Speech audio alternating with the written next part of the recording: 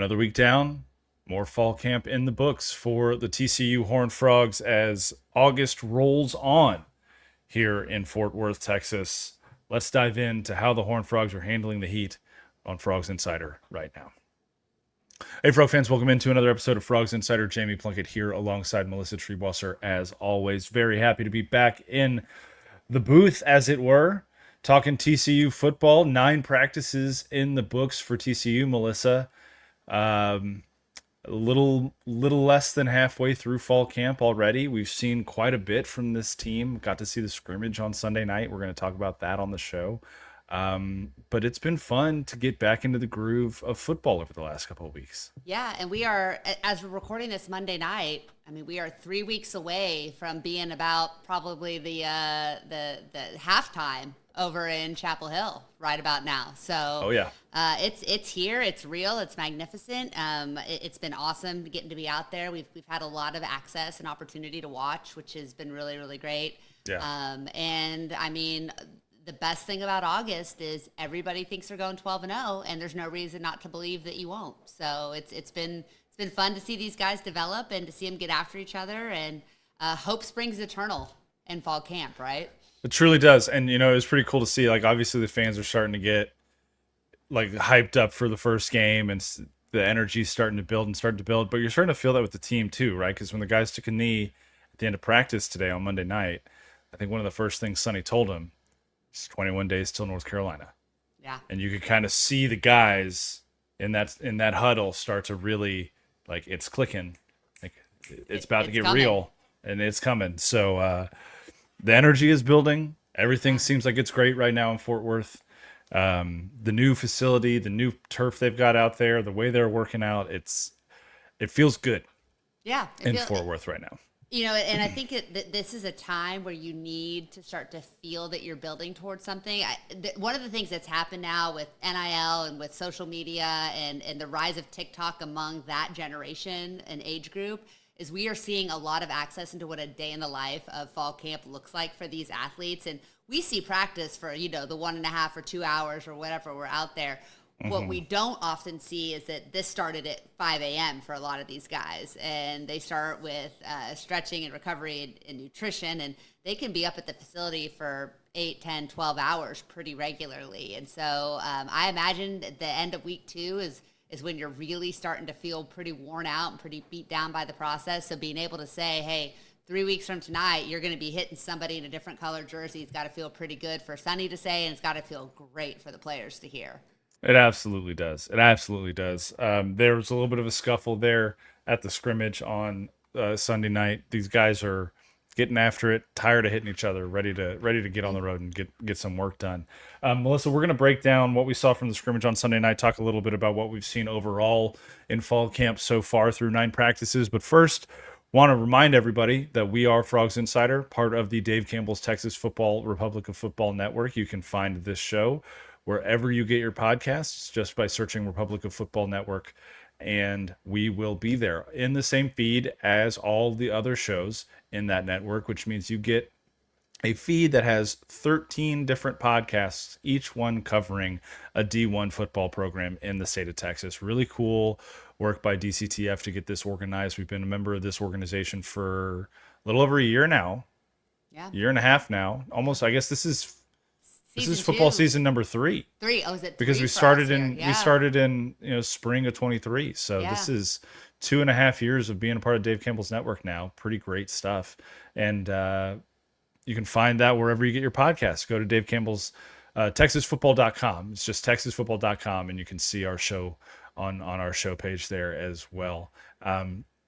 Right now, that's it. We are the DCTF podcast, but we've got some cool stuff cooking, Tree.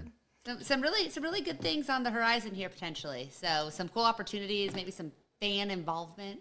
We call them fans, listeners. I don't know if we have fans. We have listeners. Let's call them insiders. Oh, I like that. Because we are Frogs Frogs Insider, and if you were listening, you are an insider. Yeah, I like that. That's good. Got some cool stuff though. Got a couple partnerships coming down the pipe. We're gonna be able to announce those soon. Working out some of the details there. Very excited to have a fully loaded football season coming up on the show. Might be seeing some of you in person out and about in Fort Bring Worth. back the live show. Might be cool. Who knows? Yeah, Would be do. nice to grab a beer with some folks. Talk a little frog ball. Yeah. How about it? So keep your ears up, keep your eyes open for those announcements. They should be coming pretty soon. Very, very excited about those opportunities to partner with some really, really cool folks. Really cool folks. Yeah. Melissa, fall Maybe. camp, nine practices in the books. Monday, on the day we're recording this, very light practice, Yeah. barely an hour long. A lot of indie, a lot of install. No 7-on-7, no skelly, no team good on good, any 1v1s, anything like that. Even felt very much like we hit each other pretty hard on Sunday. Yeah. Let's just do some more install, make sure we're all on the same page, ready to go. Add another layer to the defense, layer to the offense, kind of Monday recovery practice. Yeah. Cool. It was good. And they get Tuesday off. They get Tuesday off. Yeah. Yep. I didn't know if you want me to build on that. Yeah, no, I think to me, today being light means that they did what they needed to do yesterday. Yeah. The coaching staff was happy with the effort, was happy with the energy, was happy with the execution. You have a good scrimmage. It's just like you do during game week, right? You play on Saturday, you come back in Sunday, it's film, it's light, it's stretching, it's get the lactic acid out, get the body moving, and then you get Monday off. And so because you're playing a Monday game, you're probably trying to move that calendar a day at a time, right? So it feels like they're on schedule. They're starting to build towards that. They'll have a couple weeks of fall camp, and then they'll get into actual, game week prep. So today, to me, meant that yesterday went well. As far as what the coaches wanted to see. So that was a positive sign. And they hit each other pretty hard. I mean, yesterday was a pretty physical scrimmage. You mentioned a little bit of scuffle. They were going full bore. So I think separating them, the offense went a little soft. They got inside a little bit, went in the AC. I quickly I looked around for where you, Jeremy and Steven were, and went inside where it was about 25 degrees cooler, and there were all the boys watching offense because they wanted to break down the install, not because they wanted to be in the AC, I'm sure. I was very focused on the third string offensive line rotation. As you should be. And less interested in the giant ass fan I was standing right next to. I'm sure that's what it was.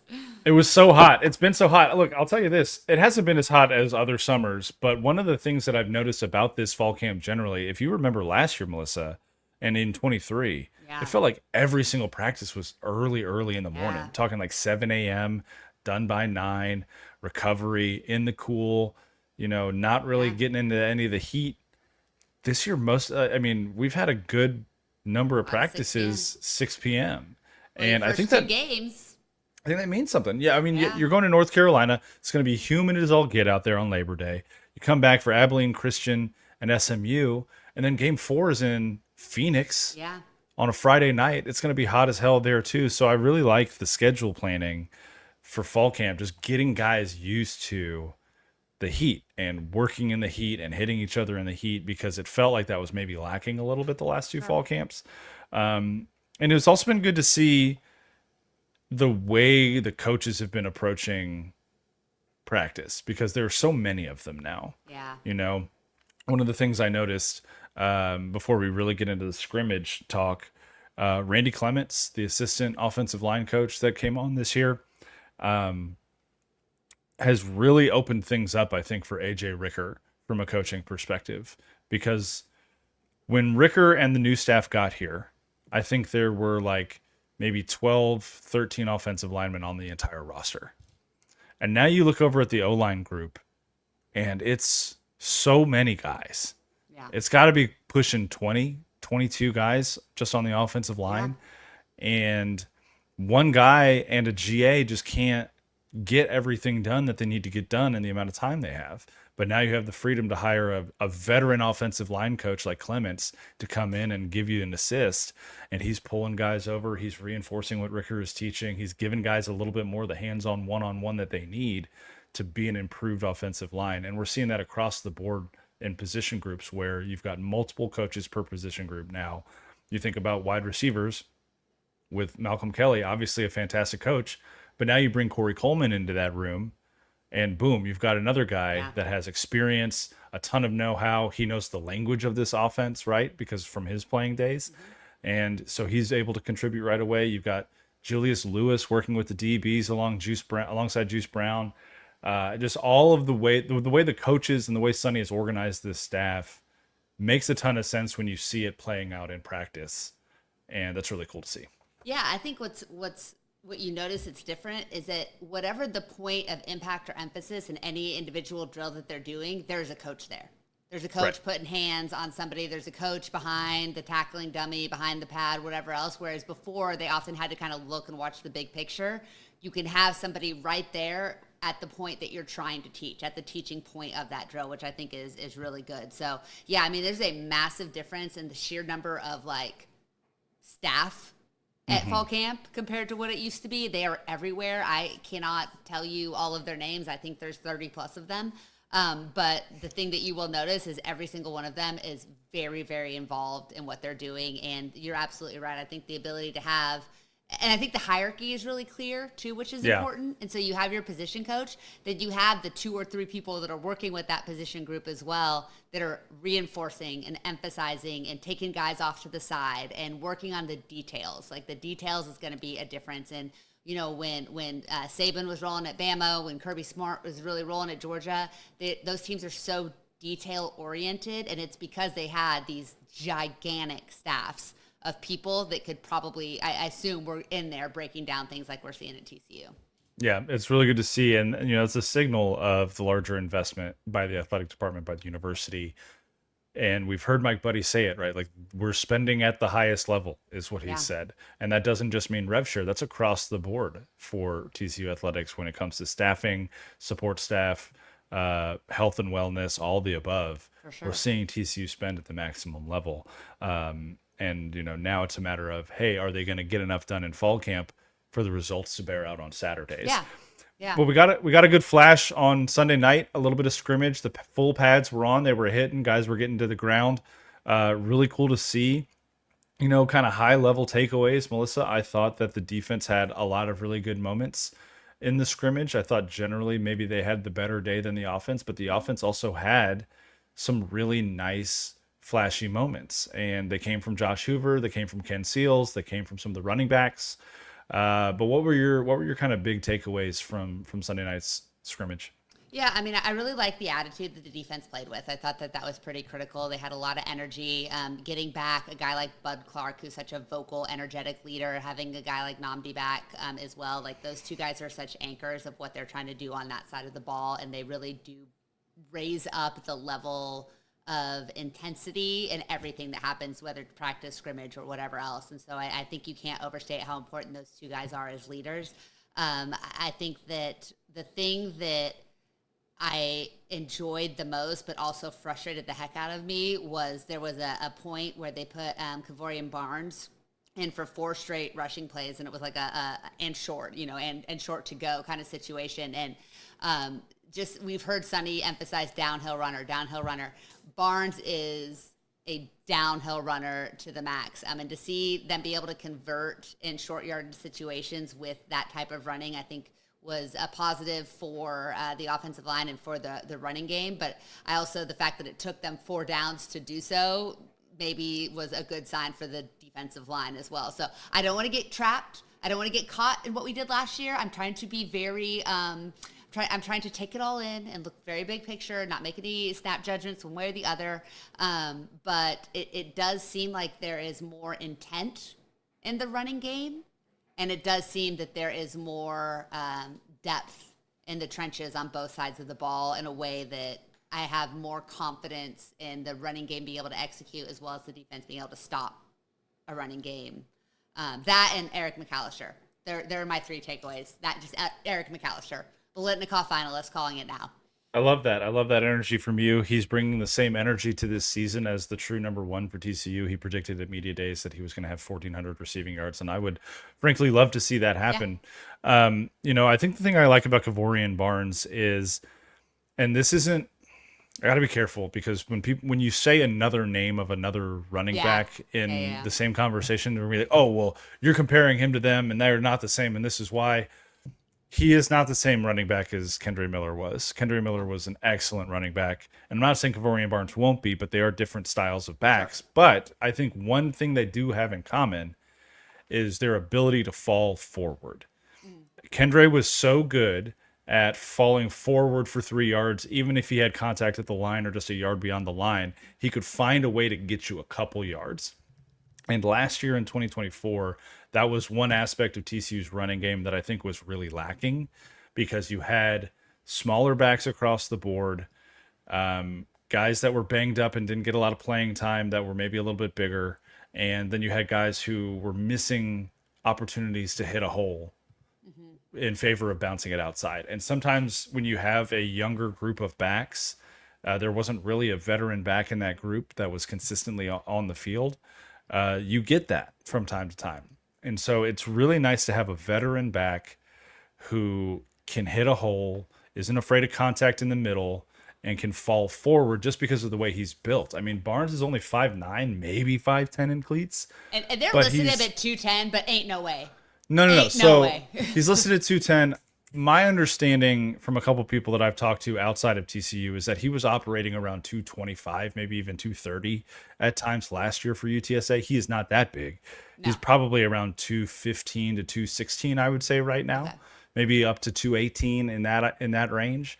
And he looks healthy. He looks comfortable at that weight and size. And he had a move, like he shook a couple of guys, and that shocked me to see a guy that big move that well. Yes, so the guy that he juked is a guy that has had a really good camp to this point, is competing at that nickel safety spot with Austin Jordan. Kylin Jackson, an LSU transfer who didn't play a ton for the Tigers last year, but he's been incredibly competitive in fall camp. We got to talk to him on, Saturday morning, I think, is when we talked to him and Austin. They've become really close, even though they are competing for the same spot. Right now, Austin's been running with the ones mostly. Kylan's mostly been running with the twos, but he had some big moments in the scrimmage. Yeah. He popped Ed Small a couple of times when Small had the ball in his hands, and then tried to do the same thing to Gavorian, but he had a really nice little sidestep, and instead of a 1 yard loss, it ended up being about a 5 yard gain. The Aaron Green effect. Aaron Green effect. But no, if we flip over to the other side for a second there, Kylin Jackson is a guy who I think has had a really nice fall camp, and it goes back to that point you were making about the lines having more depth this year. I think even in the secondary, that's a veteran secondary, because of guys returning from injury with Avery Hellman, Vernon Glover coming back, and then you get a guy like Kylin in the transfer portal, there's some really nice depth in the secondary as well this year. And so you've got veteran presence, and you also have guys that are hungry, guys that want to get out there. And it's been fun to see that competition as well, because you've kind of seen the established secondary, right? We know it's going to be Bud. We know it's going to be Jamel Johnson. Austin Jordan seems to be the number one guy at that nickel spot right now. But when you have a guy like Kylin Jackson who can come in and just be more of like an Abe Kamara style guy, not afraid to get downhill and really put his helmet in there, that can bring a level of tenacity to a secondary that had a good season a year ago and is looking to even have a better one this year. Yeah, I think that's really the story of camp so far, is the depth. Like, it feels like the two deep is really, really strong at pretty much every position. You brought up Ken Seals earlier. Like, Josh Hoover is QB1. Don't get it twisted whatsoever. Right. But Ken Seals has done nothing but show that if his number needs to be called for any length of time, the drop off based on what we see is not that significant. He's running really well. The ball's getting out quick. He's putting it in tight spots. He's playing with a lot of confidence. Having that type of experience in a season where it appears that Hoover is going to try to not necessarily run more, but is more open to trying to take yards when they're available to him in that regard.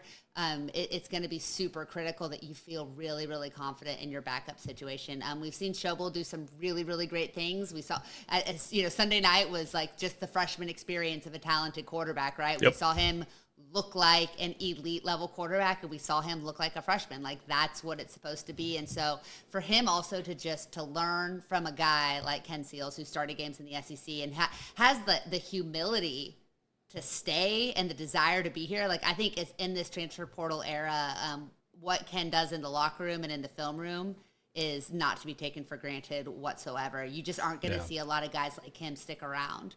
And so, we all hope he doesn't play a necessitated snap this entire season, but you have to feel that his impact is going to be significant, whether he's on the field, on the sidelines, or wherever else that he uses his voice. Yeah, a guy like him could start a dozen other places. Yeah, And the fact that he opted to stay for TCU means a lot. It says a lot about him just as a yeah, person, for sure. and as a football player. And you're right. He's had a really good fall camp. He's had mostly the benefit of going against the twos, right, Sure. which is a little bit of a different experience. But at the same time, he's done nothing to like take away confidence in exactly what you said. If he has to get out there and do something, he seems like he's capable of getting out there and doing something. So Yeah. that's really cool to see. It's been really nice to see after all the kind of hair pulling about the offensive line last year. It seems like they've got an established five, maybe five and a half on the We went line from this year. 12 to 5 or 6 real quick. Well, no, it's not that there aren't 12 or Yeah. 13 bodies, right? But it's like when we especially when Jeremy and I talk about this over at Horn Frog Blitz, people read it and then like they skip the part about, oh, hey, Ryan Hughes is at left tackle again, Ben Taylor Whitfield's at right tackle again, Ryan Hughes is at left tackle again, right? It's been Cade Bennett at left guard. It's been Colton Deary at center. It is Carson Bruno and Strickland at right guard. Bruno, I think, has a little bit of an edge right now. He's been getting most of the snaps with the one, but they've been rotating. And last year we didn't have that consistency when we were watching fall camps. Like Deary was taking half the snaps at center with the ones, and then it was Brockermeyer taking the other half of snaps with the ones, and then some of them they would move to right guard, and then they moved to left guard, and then you had three guys competing for the first tackle spot at left tackle, and just there was so much competition at the ones level of the offensive line last year that it felt like when it finally got to game week, they really hadn't gotten the kind of the reputation with one another at those spots, at those given spots. Now, though, this fall camp, we've seen pretty much a solid starting O line, and then those twos and threes, there's been a ton of cycling, and I think that's really healthy for an offensive line depth chart wise. Is to say we're really confident in the ones, and now we can experiment with the twos and threes, especially all these redshirt freshmen and true freshmen, Killian Registe, Witten Van Hoy, just all these guys. We saw Quentin Harris get a couple reps at left tackle with the ones in the scrimmage, which was really nice to see. But for the most part, like these guys are getting a lot of opportunity to play a couple different positions, develop some position versatility, and give that coaching staff a wonderful picture of, hey, this is where we really want to develop this guy is for guard or for left tackle or for whatever it might be. So when we say that or when Sonny says we've got 12 guys competing, in a sense, he means like, yeah, we've got 12 guys that could play meaningful snaps for us this year. But he's also saying like, we've got 12 bodies that we're really confident in that at one point or another are going to be contributors for this ball club. And that's not just talking about 2025, that's 26 and even 27 at this point. So I think the offensive line's in really good shape. Yeah, and I think that, we talked about Barnes and we talked about the running game as a whole. When you have such a young room, you've got Payne and Palmer and then Denman back there. They are going to benefit from the consistency and obviously the ability of that offensive line in front of them. We can certainly be critical of, specific plays that Cam Cook made or did not make a season ago. But when you also look at just the struggles that the blocking in front of him had, it's almost unfair to evaluate him. You can't evaluate him in a vacuum. You never can with a running game. And so when you look at the consistency, look at the ability, the ceiling for that group, that first 5.5, whatever it ends up being, is really, really high. But most importantly, I think the floor is really high too. Like, I think that if those are your starting five or whichever, so have one position maybe that they're still kind of figuring out, but that's your starting five, you feel really, really good about that group from an experience, a talent, and a consistency standpoint. I think Colton Deary moving to center has been a complete sea change. I think he is the right guy to lead that group, and I think his communication and his understanding of the offense is really critical, as well as his comfort. Him and Josh Hoover has such a great relationship on and off the field. There's just a real synchronicity. Synchronicity. Synchronicity. I knew I was missing a syllable in there between those two that I think will really spread out across the group. And they have the right attitude. Every single offensive lineman that we've talked to seems like the nicest kid in the world the minute they take their pads off. And I'm pretty sure they would break every bone in your body with the pads on. And that's what you want out of your O-line. So there is a nastiness and angriness to the way that they play that I think has been lacking the last couple seasons as well. I want a whole offensive line built out of Steve Avilas, right? Yeah, Guy, 100%. the sweetest human being you can meet when his helmet's off. Yeah. And then I don't want to face that guy when that thing straps Yeah. on. No way. No chance. Absolutely not. Hey, you mentioned Eric McAllister earlier. And I think he's had a really wonderful fall camp. He's had some the scrimmage, he had a really nice, it's kind of a broken play. Hoover scrambles out to the right. McAllister sees it, adjusts, catches it, breaks the tackle, goes for like 47 yards. He had a really big 50-yard touchdown over a guy on Thursday. He had another where he mossed a guy on not the best throw from Josh, but he adjusted, made a catch over defender in the end zone. He has shown us all the makings of a true number one in fall camp, which I think is really great. But then you get to Jordan Dwyer. Manjack's been a little banged up. He was dealing with some very severe poison ivy there last week, so we haven't seen a ton of reps from him. There are two freshmen, though, wide receivers, that I think have a legitimate shot. I mean, Sonny Dykes has said as much, a legitimate shot of making a difference in game one of their collegiate careers in Chapel Hill against North Carolina. That's Ed Small and Jacoby Hayes. You for Jeremy, and while you're wearing that hat, let's get Jacoby Hayes' name right, please. Juice Hayes. Thank you. Shout out to Jeremy Clark, who has nicknamed him Juice because it's a really underutilized nickname, especially in football. Oh yes. So very original. we're gonna call this guy Juice for Jeremy. Jacoby Hayes, former 3-star commit to North Texas, was one of the last kids to commit to TCU this past cycle. Was not an early enrollee. We're talking about all the 20 guys that have enrolled early in this class. He was not one of them. Shows up in August and has just been blowing the doors off the thing since he got here. It's been really fun to see. And they could use him in so many different ways. We saw him line up in a lot of packages, a lot of formations. We saw him, get the ball in the backfield. We saw him get the ball on the move. We saw him he's a good route runner. One of those diamond in the roughs that, TCU has very consistently been able to find and develop. And he's just like, he's fast, but he's also like football electric fast. I think I will be shocked if he is not an early difference maker for this TCU team. And Ed Small's another one. I feel like this is just like the guys Jeremy Clark is fond of podcast right now, but Ed Small, he did not have the best scrimmage that he's had, all of camp. It wasn't the best that he's looked on Sunday night, but we've so consistently seen him do the right thing. He is physically looks ready to play right away. Yeah. Another just really good route runner. Just a guy that's always in the right place and generally makes the play when you need him to make a play. Those two true freshmen, you talk about the depth and the experience that's around them, but those are guys that, when you have, they're passing the guys ahead of them, which is only going to inspire, hopefully, those guys to up their level. That's what you want to see over the next 2 weeks so that you do have the best unit on the field when it's time to play North Carolina. There's a lot of depth in that room, and now we're going to see kind of the cream rise to the top, I think. Yeah, and with Ed, that scrimmage, Kylin Jackson popped him really good a couple times. Yeah. And then he got hit hard again on another catch by Javon McIver, and unfortunate contact for McIver where he hit helmet to ball and popped the ball straight up. Namdi Obiezor ends up coming in and picking that pass off. So yes, a little bit of a tough scrimmage for Ed, but also football. He was taking his fair share of licks. More than almost anybody else, really, on Sunday night. And when it comes to Hayes, he's a kid, like I said, just got here in August. He's been here 3 weeks at this point, if that. And he's been working out at that Z receiver spot, really competing with Dozie Azukanma, who is a guy that came in to fall camp after an excellent spring.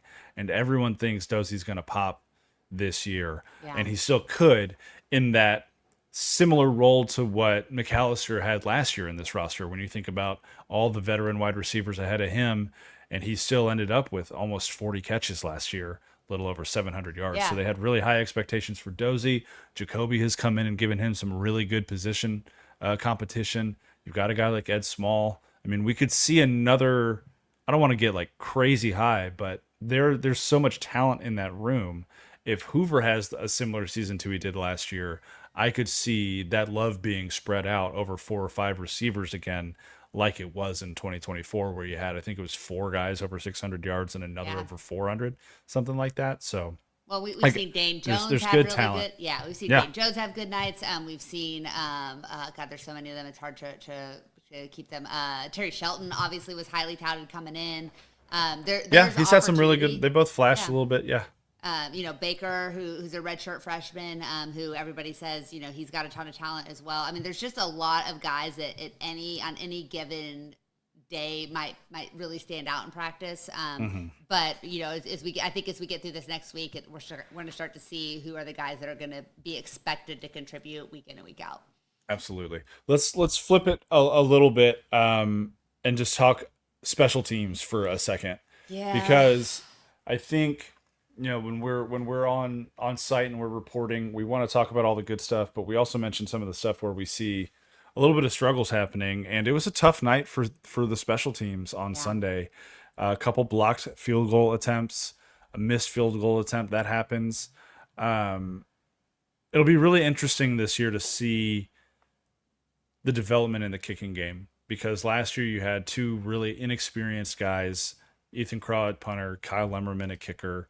Both those guys are back again. The hope is that there's growth and improvement and more consistency.